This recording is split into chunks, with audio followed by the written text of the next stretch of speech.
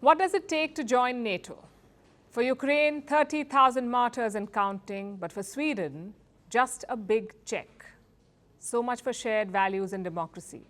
Sweden was always a neutral country, not aligned to the West or Russia. It's a policy that has kept them at peace. Sweden's last war was in 1814. But when Russia invaded Ukraine, that changed. Two non-aligned countries applied to join NATO, Finland and Sweden. Finland joined last year, but Sweden's entry was held up by two members, first Turkey, then Hungary. But not anymore. Hungary's government has agreed to let Sweden join. Their parliament will vote later today. But it's a mere formality. By tomorrow, NATO will have 32 members. How consequential will that be? Well, Sweden is a handy military power. They're ranked 29th in the Global Firepower Index. They have cutting-edge submarines. They also have the homegrown Gripen fighter jets.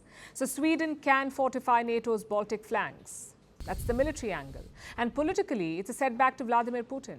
His war was supposed to deter NATO's expansion. Instead, two new members have joined the group. I guess that's a strategic win for the West.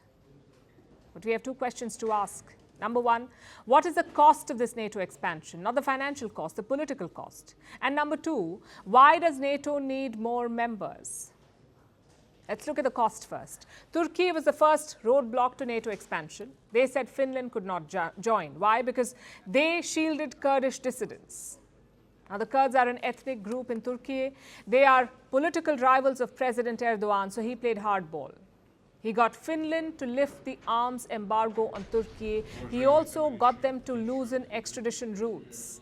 In exchange, he approved Finland's application. Then came Sweden.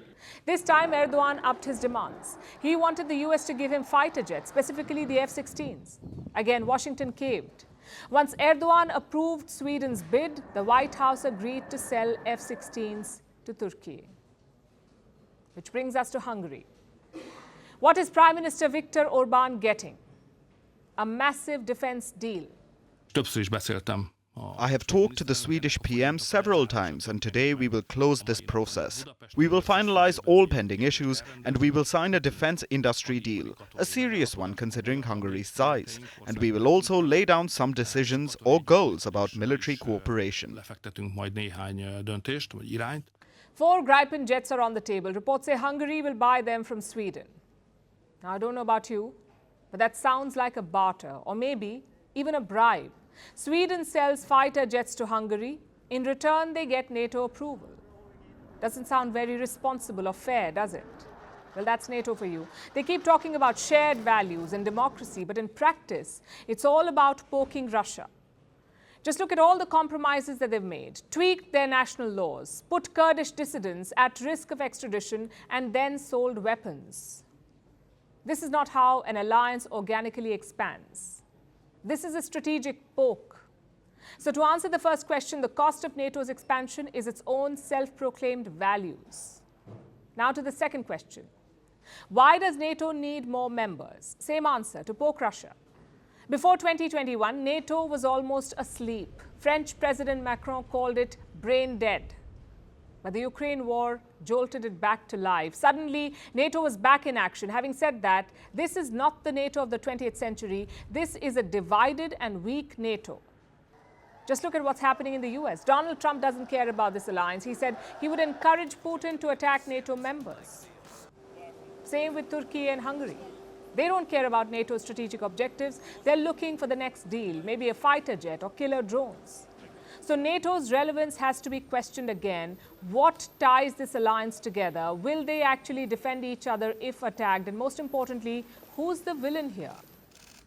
There was talk of NATO pivoting to Asia. The likes of Australia and Japan were invited to the annual NATO summit. But things haven't taken off. Why? Because there is no political will. NATO was never an alliance for something. It was always against something. But today's NATO members cannot agree on that. For example, Hungary's Orbán does not see Putin as a threat. He sees him as a reliable energy supplier. I could say the same about Turkey's Erdogan. So the NATO has been reduced to a flashy centerpiece. You wanted it, so you bought it. But you're not quite sure where to put it.